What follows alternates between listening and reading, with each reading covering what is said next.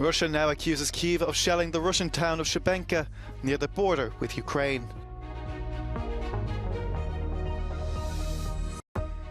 NATO troops bolster security in northern Kosovo after clashes with ethnic Serbs following disputed local elections.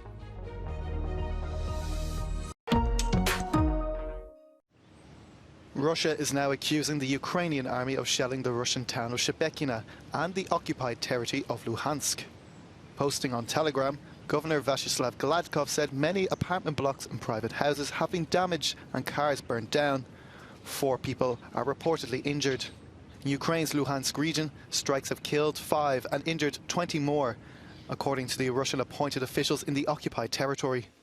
The UN High Commissioner for Human Rights has recorded almost 9,000 deaths and 15,000 civilians injured since the beginning of Russia's full-scale invasion 15 months ago. The vast majority have been killed by shelling, missiles or airstrikes.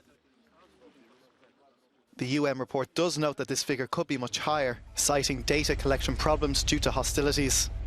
That's seconded by the Ukrainian General Prosecutor, who estimates the death toll has reached the 100,000 mark. The Ukrainian government recounted more than 140,000 buildings destroyed during the first year of the invasion.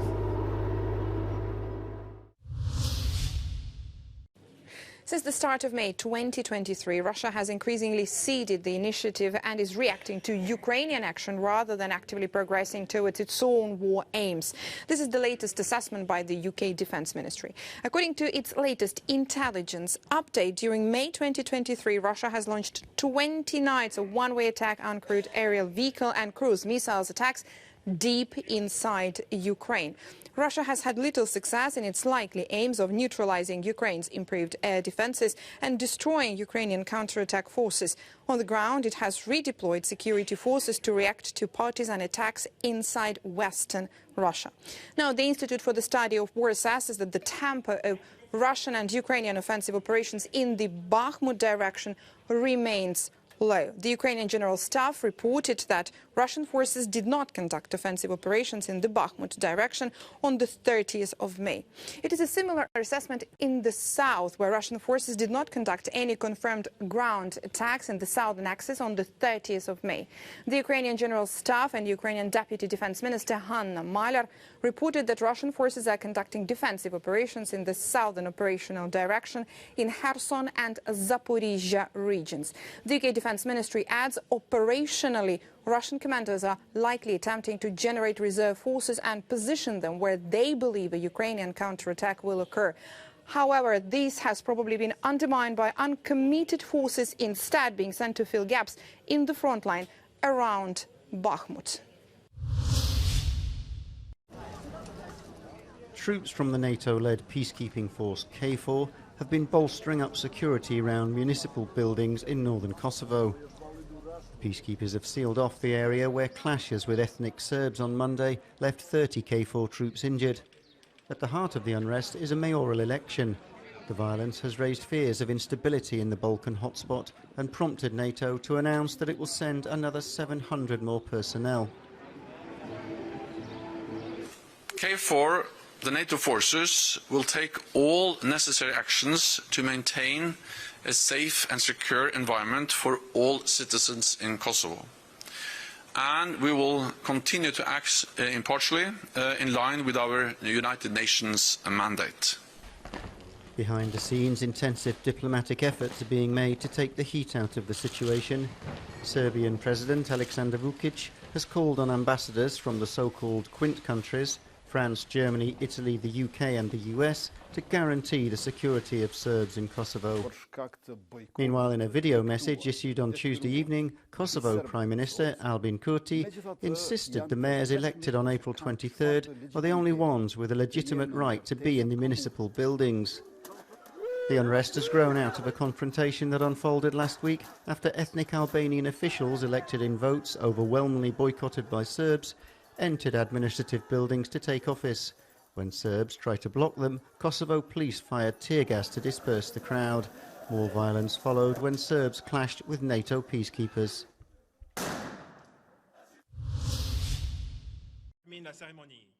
U.S. Secretary of State Antony Blinken says the time is now for Sweden to join NATO, while calling on Turkey to back the country's bid. Sweden and neighboring Finland started seeking NATO membership after Russia's full-scale invasion of Ukraine began last year. Finland has since joined the alliance, while Sweden's accession is still waiting for Hungary and Turkey's approval. From the perspective of the United States, the time is now to finalize Sweden's accession. Again, it's taken very significant steps to address very legitimate concerns. And I think in terms of its own qualifications for membership, from day one, it was qualified.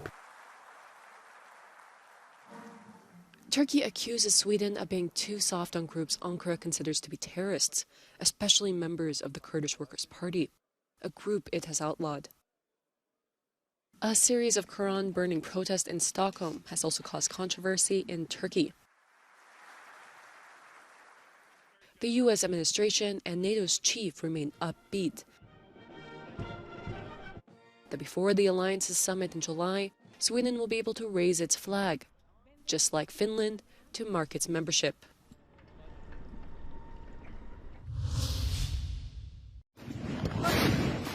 Sudan has faced heavy fighting as the latest truce nears its final days. There are reports the army and the rapid support forces are using a wide range of weapons, including heavy artillery and aviation, to conduct strikes in cities and their outskirts. The most intense fighting is seen in southern Darfur.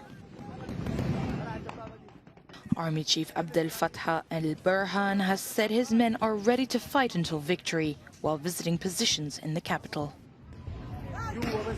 The army and RSF representatives say the warring generals agreed to extend the ceasefire by 5 days. Violence broke out in April over a power struggle between the two main military factions. The UN says at least 815 people have been killed in the conflict. But the Armed Conflict Location and Event Data Project says it's likely to be more than 1,800.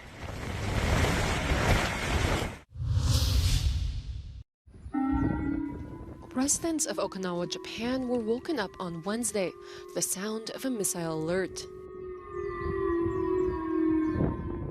The false warning came after North Korea tried and failed to launch a spy satellite into orbit. 우리 군은 오늘 06시 29분경 북한 평양북도 동창리 일대에서 남쪽 방향으로 발사된 북주장 우주발사체 한 발을 포착하였습니다. 동발사체는 백령도 서쪽 먼바다 상공을 통과하여 어청도 서방 200여 킬로미터 해상에서 비정상적 비행으로 낙하하였습니다. North Korean state media confirmed the failed launch, saying that the satellite lost thrust after liftoff. An evacuation order was mistakenly issued in neighboring Seoul, telling residents to prioritize children and the elderly, causing temporary panic.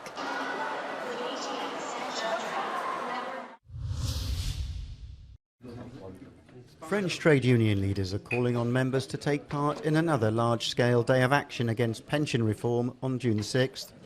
Parliament is due to debate a bill 2 days later which aims to repeal the controversial hike in the pension age from 62 to 64. There have been 13 days of strikes and demonstrations so far, which have caused a lot of disruption, mainly in major cities. Union members are also angry that the measure was forced through without a parliamentary vote.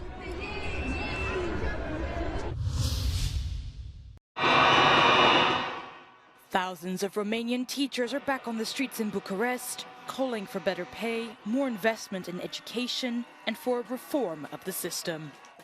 Organizers say some 20,000 people took part. Since strikes began 10 days ago, education union leaders have met with Romania's president, but they've rejected the government's proposals. While they vow to continue the fight, healthcare and railway workers have also said they are preparing to go on strike. Brazilian police have released footage of some 290 kilos of marijuana found on board a single-engine plane. The aircraft was owned by the Brazilian branch of the Evangelical Church and reportedly linked to Josue Benson, a former federal deputy. And it was registered under the church where he serves as a pastor. One person who reportedly tried to run away from the scene has been arrested.